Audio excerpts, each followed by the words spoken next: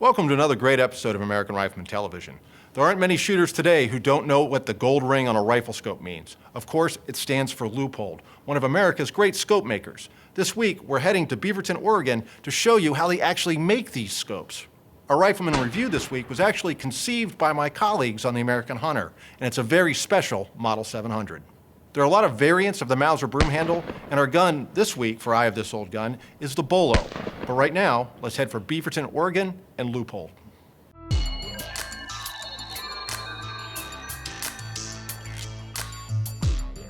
We've come to Beaverton, Oregon, to the home of Leupold and Stevens, the world's largest manufacturer of rifle scopes with global distribution. 112 years ago, Frederick Leupold founded this still family-owned company, and today we're going to take a look at how and why the Golden Ring has so earned its reputation for quality.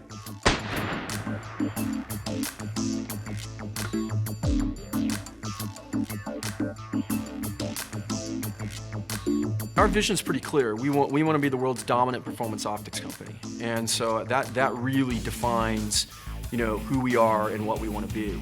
And so, we've spent the last 5 years, really focusing on our rifle scope line that's made here in this factory. In fact, any optic that you put on any kind of a firearm has to come out of this factory, right? That's our commitment, so that's a big deal.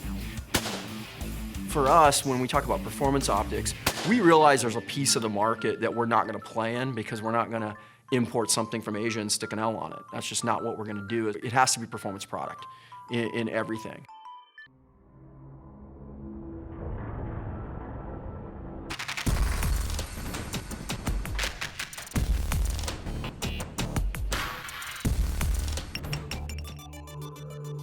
I've reviewed a lot of Remingtons over the years, but none of them ever had the name of an NRA magazine on the bottom of them.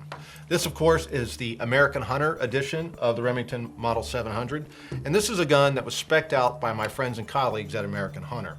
Now, of course, it's a basic Model 700 action, but they've done some things to the gun to make it very specific to what American Hunter editors think American Hunters are looking for these days.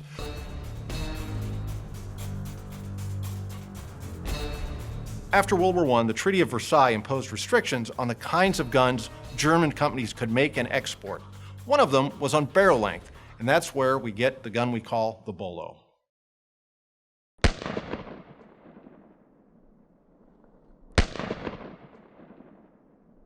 The Bolo Mauser really has its antecedents in the C96 Mauser, what's called a broom handle pistol.